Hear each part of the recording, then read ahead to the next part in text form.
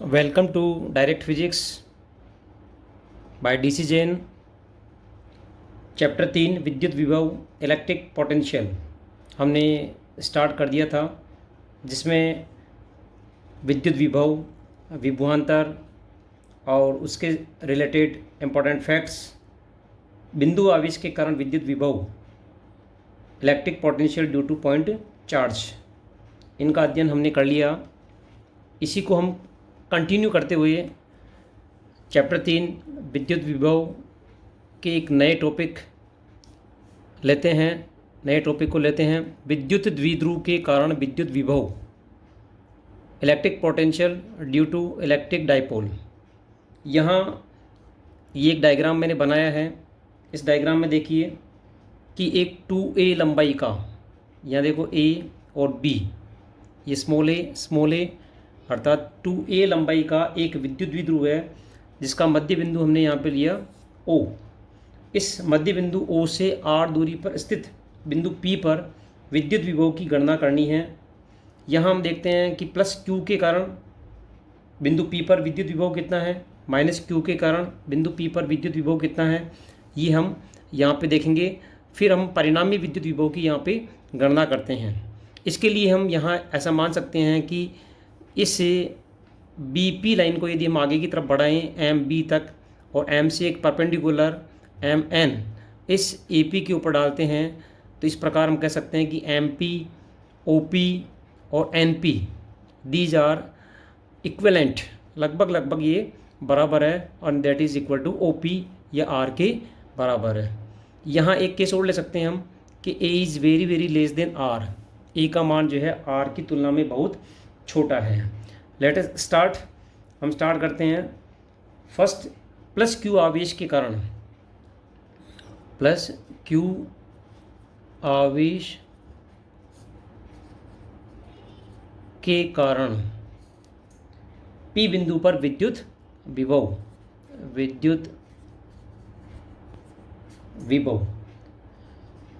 V1 बराबर KQ बटा R1। इसका फॉर्मूला होता है V बराबर KQ बटा R। ठीक इसी प्रकार माइनस Q आवेश के कारण यदि हम देखते हैं तो V2 इक्वल टू हो जाएगा अपने पास KQ बटा R2 माइनस, यहाँ आवेश कौन सा लिया हमने, माइनस Q आवेश लिया। एक बार प्लस Q लेना है और एक बार माइनस Q लेना है। अब हम परिणामी विभव की गणना करते हैं यहाँ पर। तो परिणामी विभव माइनस Q और प्लस Q के कारण कितना हो जाएगा हमारे पास, V equal to V1 plus V2, या V इक्वल टू KQ बटा R1 माइनस KQ बटा R2। यहाँ KQ हम कॉमन लेते हैं, तो V इक्वल टू कितना हो जाएगा हमारे पास, V इक्वल टू हो जाएगा KQ bracket 1/R1 minus 1/R2। ठीक है, यहाँ V इक्वल टू हो जाएगा KQ, यहाँ एलसीएम लेते हैं। एलसीएम लेने से हम देख सकते हैं कि R2 माइनस R1 बटा R1 R2, ये इक्वेशन 1 के रूप में हो जाएगा अपने पास। अब हम ज्योमेट्री से स्टार्ट करते हैं। यहाँ ट्राइंगल लेते हैं। इस ट्राइंगल का नाम है BMO। ट्राइंगल BMO में देखना, ट्राइंगल BMO, इस ट्राइंगल में हम देखते हैं कि कोस थीटा बराबर कितना हो जाएगा। यहाँ पर कोस थीटा बराबर हो जाएगा अपने पास आधार बटा कर्ण, यानी MB बटा OB। तो MB कितना हो जाएगा अपने पास, OB कोस थीटा। डायग्राम से देखिए यहाँ पर OB बराबर कितना है, small a। Then we can write MB equal to A cos theta. यहाँ पर MP किसके बराबर है, MB plus BP। MP equal to है MB प्लस BP। तो हम कह सकते हैं यहाँ पर कि M P equal to M B कितना ए कोस थीटा और बी पी कितना है यहाँ पे R1, तो ए कोस थीटा प्लस R1। यहाँ स्टार्टिंग में हमने अज्यूम किया था कि M P O P N P these are equivalent to R, ये किसके इक्वलेंट है, आर के इक्वलेंट है। तो हम यहाँ पर कह सकते हैं कि R equal to a cos theta plus R1 या R1 equal to R minus a cos theta. यह एक इम्पोर्टेंट इक्वेशन सामने आ गई यहाँ पर, जहाँ R1 की वैल्यू हमें पता पड़ गई, R1 बराबर R minus a cos theta. यहाँ से यहाँ तक B P equal to R1 है और ये यहाँ से एम बी यहाँ पर कम हो गया, तो यहाँ हम कह सकते हैं कि M P equivalent to O P है जो कि आर के इक्वलेंट है, लेकिन आर में से ये एम बी ए कोस थीटा यहाँ पर कम हो गया। ठीक इसी प्रकार यदि R2 हम देखते हैं तो R2 में यहाँ से परपेंडिकुलर हमने डाला एन पे, तो यहाँ से लेके यहाँ तक यानी ए एन यहाँ पर एक्स्ट्रा आ रहा है, तो हम इसी प्रकार डायरेक्ट लिख सकते हैं कि इसी प्रकार we can write R2 equal to जाएगा आर, ये इक्विवेलेंट आर के है, प्लस ए cos theta, equation number 3। Next हम स्टार्ट करते हैं कि समीकरण 2 और 3 से हमारे पास R1 और R2 की वैल्यू आ गई है, तो इसको अपन क्या करते हैं, इस समीकरण 1 में रखते हैं। तो इक्वेशन 1 से हम कह सकते हैं कि B बराबर K Q R plus A cos theta minus R minus a cos theta upon R minus a cos theta multiple R2 यानी आर प्लस ए कोस थीटा। ये इक्वेशन हमारे पास आ गई। अब इसको हम सोल्व करते हैं। v इक्वल टू हमारे पास हो जाएगा के क्यू, यहाँ देखिए आर कैंसिल आउट हो जाएगा, ए कोस थीटा कितना हो जाएगा 2a कोस थीटा बटा R square minus a square cos square theta हमारे पास आ जाएगा। यहाँ देखिए अब हम जानते हैं कि Q इंटू 2a विद्युत द्विध्रुव आघूर्ण होता है P बराबर Q इंटू 2a, ये जानते हैं हम। यहाँ देखिए इस फॉर्मूले में हमारे पास आ रहा है कि Q into 2a that is equal to P cos theta बटा आर स्क्वायर। यहाँ हम पहले से कह रहे हैं कि a is very very less than r, so हम कह सकते हैं कि आर स्क्वायर की तुलना में A square cos square theta is negligible.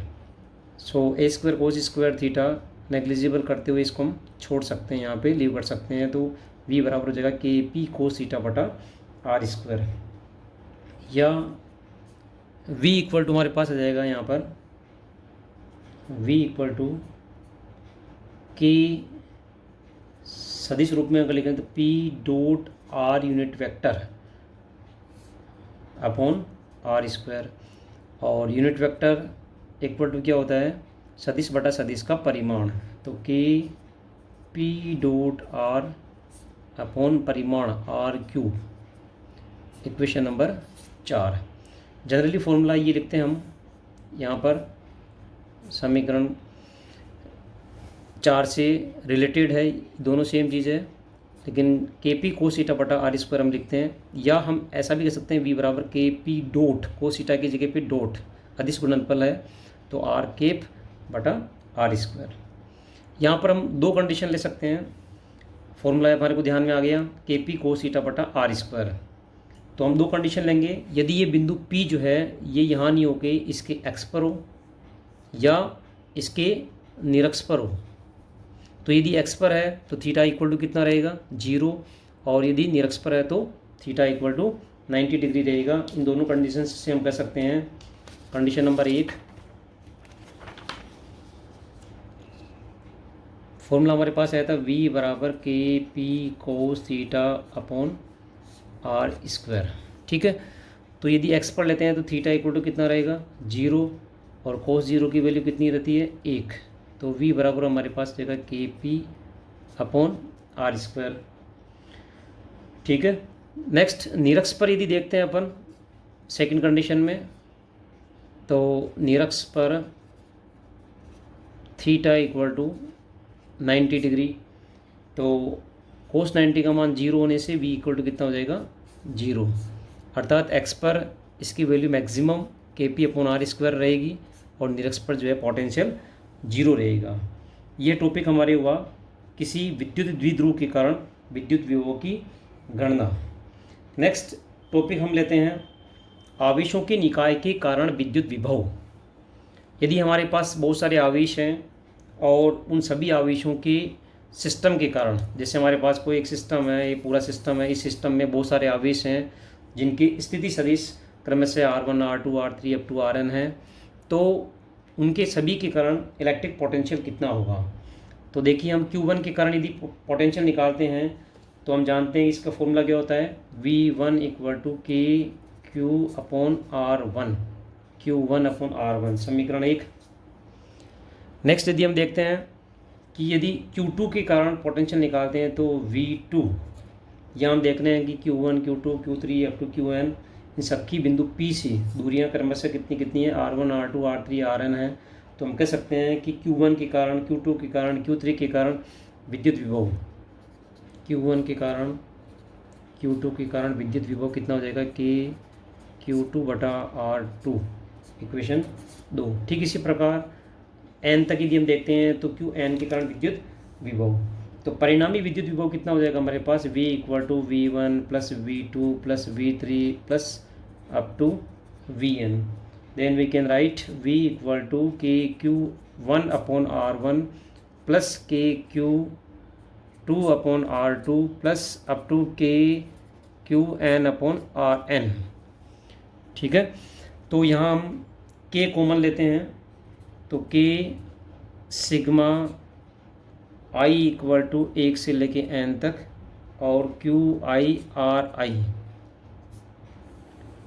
जहाँ पे n I की वैल्यू 1 से लेके कहाँ तक है, n तक, तो V बराबर KQI अपॉन RI। ये आवेशों के निकाय के कारण इलेक्ट्रिक पोटेंशियल है। बहुत छोटा सा टॉपिक है ये, लेकिन इससे जो पहले टॉपिक था विद्युत द्विध्रुव के कारण विद्युत विभव, एक इम्पोर्टेंट क्वेश्चन है, बोर्ड के अंदर एग्ज़ाम में आता है। नेक्स्ट टॉपिक हम लेते हैं समविभव पृष्ठ। नाम से स्पष्ट है, equi potential surfaces.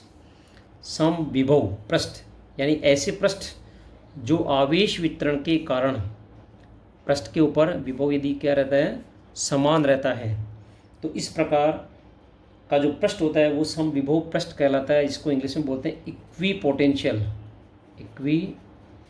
Potential surfaces. इसमें अलग अलग कंडीशन लेते हैं। पहली कंडीशन हम लेते हैं कि यदि किसी एक समान विद्युत क्षेत्र के लिए, फर्स्ट कंडीशन में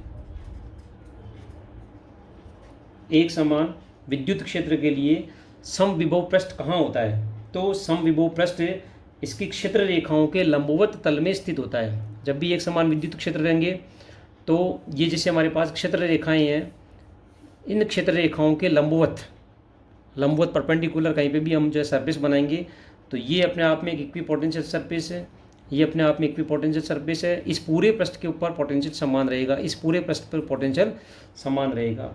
अर्थात इलेक्ट्रिक फील्ड के लिए या विद्युत क्षेत्र के लिए हम कह सकते हैं कि इसकी क्षेत्र रेखाएं या इलेक्ट्रिक फील्ड लाइंस जो होती है उसके लंबवत जो पृष्ठ होते हैं वो पृष्ठ ही क्या कहलाते हैं, समविभव पृष्ठ कहलाते हैं। दूसरा है विलगित बिंदु आवेश के कारण, विलगित बिंदु आवेश के कारण समविभव पृष्ठ कहाँ पर होते हैं।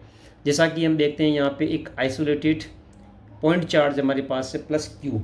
इस बिंदु आवेश के लिए समविभव पृष्ठ आवेश के चारों ओर संकेंद्रीय वृत्त, ये जो संकेंद्रीय वृत्त है ये एक वृत्त है, दूसरा ये है कॉन्सेंट्रिक सर्किल जो होते हैं, ये सर्किल ही क्या है, इनके गोलीय पृष्ठ जो हैं वो ही क्या कहलाते हैं, इसके समविभव पृष्ठ होते हैं। अर्थात किसी विलगित बिंदु आवेश के लिए समविभव पृष्ठ आवेश के चारों ओर संकेंद्रीय गोलीय पृष्ठ होते हैं और जैसे जैसे गोलीय पृष्ठ की त्रिज्या बढ़ती है, आर जैसे जैसे बढ़ता है, ये आर बढ़ रहा है, यहाँ से आर बढ़ रहा है, फिर आर बढ़ रहा है, वैसे वैसे गोलीय पृष्ठ का विभव भी कम होता जाता है।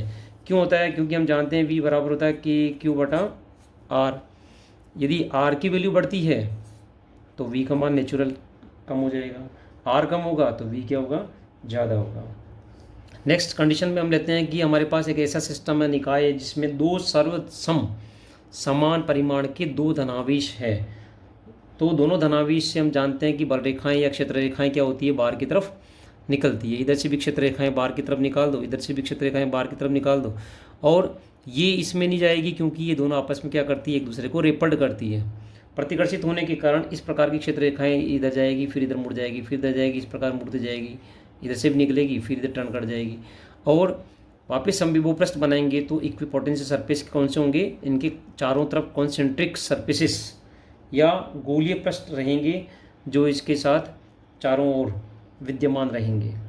नेक्स्ट स्थिति में हम देख सकते हैं कि विद्युत द्विध्रुव, चौथी स्थिति है विद्युत द्विध्रुव। इलेक्ट्रिक डाइपोल के कारण, इलेक्ट्रिक डाइपोल है तो नेचुरल है, एक माइनस क्यू रहेगा और एक प्लस क्यू आवेश रहेगा। तो माइनस क्यू और प्लस क्यू आवेश के कारण यदि हम देखते हैं तो क्षेत्र रेखाएं कहाँ से कहाँ जाएगी? प्लस से माइनस की ओर जाएगी, तो ये प्लस है, इधर से जाएगी माइनस की ओर, प्लस से माइनस की ओर, इस प्रकार की स्थिति बनेगी, और माइनस में एंटर करेगी और प्लस से बाहर निकलेगी, आउटपुट के रूप में बाहर निकलेगी, इस प्रकार की स्थिति बनेगी यहाँ पर। तो इस के कारण जो है संकेंद्रीय वृत्त बनाने हैं, यहाँ पे इधर भी संकेंद्रीय वृत्त बनाने हैं, और ये संकेंद्रीय वृत्त जो है गोलीय पृष्ठ होते हैं, ये क्या करते हैं? समविभव पृष्ठ के समतुल्य होते हैं। नेक्स्ट टॉपिक हम लेते हैं समविभव पृष्ठ जो होते हैं, इनके क्या क्या गुणधर्म होते हैं, क्या क्या प्रॉपर्टीज़ होती है। नेक्स्ट समविभव पृष्ठों के गुणधर्म, जैसे नाम से स्पष्ट है कि ऐसे सरफेस जहाँ पर प्रत्येक बिंदु पर आवेश वितरण के कारण यदि पोटेंशियल समान होता है, पोटेंशियल V का मान क्या रहेगा? समान या नियत। तो जब पोटेंशियल समान है तो उस समविभव पृष्ठ पर यदि हम कोई बिंदु आवेश को एक स्थान से दूसरे स्थान पर लेकर जाते हैं तो भी विभव का मान हमेशा क्या रहेगा? नियत रहेगा। तो इस स्थिति में हम कह सकते हैं कि VB minus VA equal to क्या हो जाएगा? 0। डिफरेंस कुछ नहीं होगा तो अंतर क्या रहेगा? 0 रहेगा। तो हम जानते हैं कि potential difference VB minus VA equal to किया गया कार्य और परीक्षण आवेश Q0 के अनुपात के तुल्य होता है। तो ये राशि 0 हो गई, तो 0 equal to WAB upon Q0, then we can say WAB equal to 0, अर्थात किया गया कार्य 0 होता है। तो हम कह सकते हैं यहाँ पर कि इसकी पहली प्रॉपर्टी ये हो गई कि किसी भी समविभव पृष्ठ पर किसी बिंदु आवेश को एक स्थान से दूसरे स्थान या एक बिंदु से दूसरे बिंदु पर ले जाने के लिए किया गया कार्य कितना होता है? 0 होता है।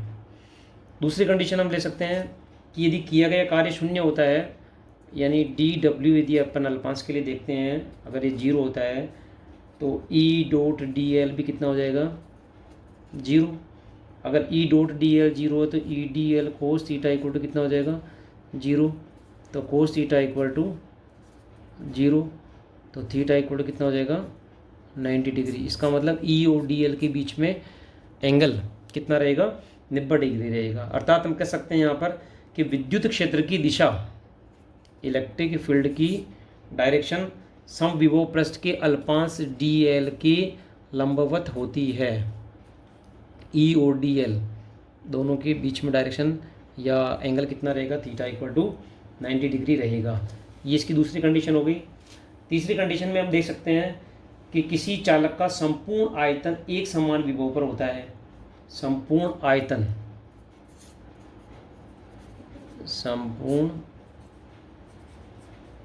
आयतन यानी होल वॉल्यूम के अंदर जो है पोटेंशियल क्या रहेगा? समान रहेगा। चौथी कंडीशन हम देख सकते हैं कि ये समविभव पृष्ठ जो हमने बनाए थे, अभी संकेंद्रीय वृत्त के रूप में बनाए थे, क्षेत्र रेखाओं की चारों ओर बनाए थे, और इस प्रकार हमने जो है इस क्षेत्र रेखा के परपेंडिकुलर बनाए थे। ठीक है ना? ये सरफेसेस ये सारे इक्विपोटेंशियल सरफेसेस कहलाते हैं जो संकेंद्रीय वृत्त के रूप में भी हैं और क्षेत्र रेखाओं के लंबवत भी हैं।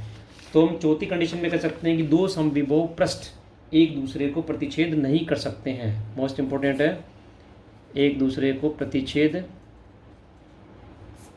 नहीं कर सकते हैं, क्योंकि यदि प्रतिच्छेद करेंगे तो प्रतिच्छेद बिंदु पर विद्युत विभव के दो मान होंगे, जो कि संभव नहीं है, क्योंकि एक जगह पर पोटेंशियल की वैल्यू एक ही रहेगी, पोटेंशियल का मान एक ही रहेगा, इसलिए संभव नहीं है। जिसे क्षेत्र रेखाएं एक दूसरे को नहीं काटती, ठीक उसी प्रकार यहाँ पर हम कह सकते हैं कि समविभव पृष्ठ भी एक दूसरे को प्रतिच्छेद नहीं कर सकते हैं। नेक्स्ट हम लेते हैं, समविभव पृष्ठ पर प्रबल या दुर्बल विद्युत क्षेत्रों के भागों को प्रदर्शित करता है। अर्थात हम कह सकते हैं कि E इक्वल टू हमें पता है -dV/dr। यहाँ हम यदि dr निकालना चाहें तो dr इक्वल टू कितना हो जाएगा, -dV/E। यह हम कह सकते हैं कि यदि E प्रबल है तो इसका मतलब dr कम है। अर्थात प्रबल विद्युत क्षेत्र में समविभव पृष्ठ पास पास में होते हैं। अगर यदि ये प्रबल है, E प्रबल है, तो R की वैल्यू कम रहेगी, ये ज़्यादा है तो ये कम रहेगा, R कम रहेगा, तो इसका मतलब समविभव पृष्ठ कैसे रहेंगे, पास पास रहेंगे। सेकंड कंडीशन में यदि दुर्बल हैं, यानी E का मान यदि कम है, तो इसका मतलब dr बढ़ेगा, मतलब पृष्ठ दूर दूर होंगे। तो ये चार कंडीशन है। These are the properties of equipotential surfaces. First, W equal to 0। Second, E और dl आपस में परपेंडिकुलर रहेंगे। तीसरा, इक्विपोटेंशियल सर्फेसेज एक दूसरे को प्रतिच्छेद नहीं करते हैं। और चौथा, E प्रबल है तो यहाँ पर समविभव पृष्ठ पास पास होंगे, और यदि दुर्बल है तो समविभव पृष्ठ दूर दूर होते हैं। नेक्स्ट टॉपिक हम लेते हैं, विद्युत क्षेत्र की तीव्रता व विद्युत विभव में संबंध। हम देखते हैं यहाँ पर कि A और B दो समविभव पृष्ठ हैं। ये एक पृष्ठ अपने पास है और दूसरा पृष्ठ यहाँ पर हमने लिया। एक पृष्ठ है जिसका विभव V मान लिया और दूसरा पृष्ठ जिसका विभव कितना मान लिया हमने, V+dV। इस पूरे सरफेस के ऊपर पोटेंशियल V है, इस पूरे सरफेस के ऊपर पोटेंशियल V+dV है। दोनों की मध्य दूरी कितनी मान ली हमने, dr मान ली। यहाँ पर दोनों की मध्य दूरी dr है। यदि हम एकांक धनावेश को बिंदु P से बिंदु Q, इसके ऊपर एक पॉइंट हमने P लिया और यहाँ एक पॉइंट हमने Q लिया, तो बिंदु P से Q तक यदि विस्थापित करते हैं तो दोनों पृष्ठों के मध्य विभवांतर कितना हो जाएगा, VQ माइनस VP। तो हम जानते हैं कि यदि एकांक धनावेश को एक बिंदु से दूसरे बिंदु तक यदि ट्रांसफर करते हैं, विस्थापित करते हैं, तो किया गया कार्य इन दोनों पृष्ठों के मध्य विभवांतर के तुल्य होता है। तो किया गया कार्य यहाँ पर क्या हो जाएगा, -E.dr।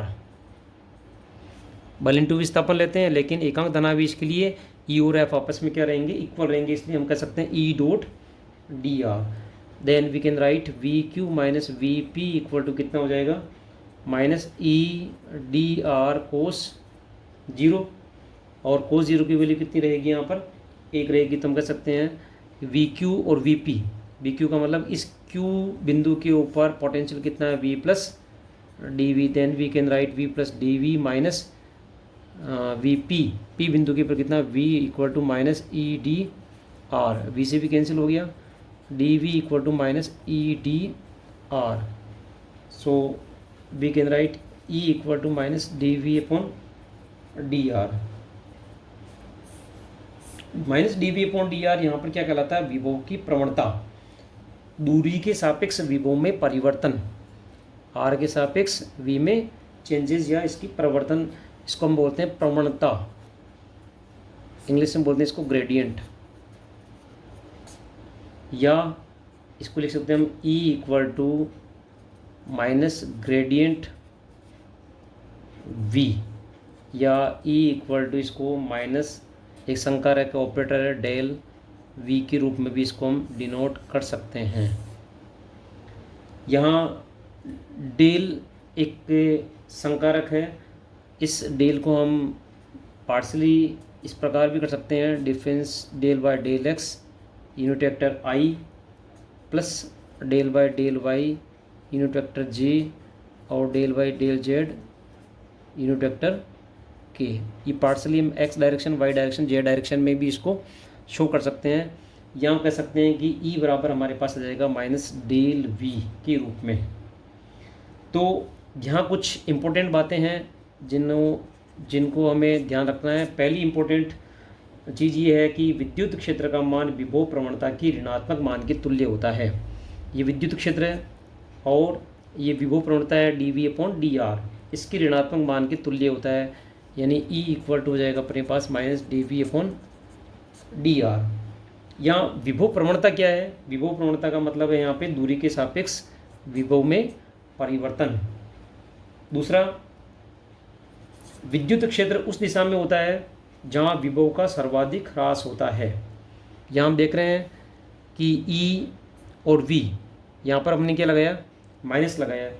तो विद्युत क्षेत्र की डायरेक्शन या विद्युत क्षेत्र उस दिशा में होगा जहाँ विभव का सर्वाधिक ह्रास होगा। तीसरा, विद्युत विभव कौन सी राशि है? एक अदिश राशि है, एक स्केलर क्वांटिटी है, जबकि विभव प्रवणता, ध्यान रखना, विभव प्रवणता यहाँ पर एक सदिश राशि है।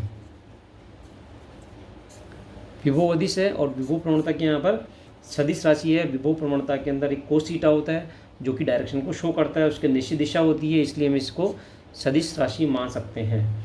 और चौथा, विभव प्रवणता का मात्रक, विभव प्रवणता का मात्रक होता है वोल्ट प्रति मीटर।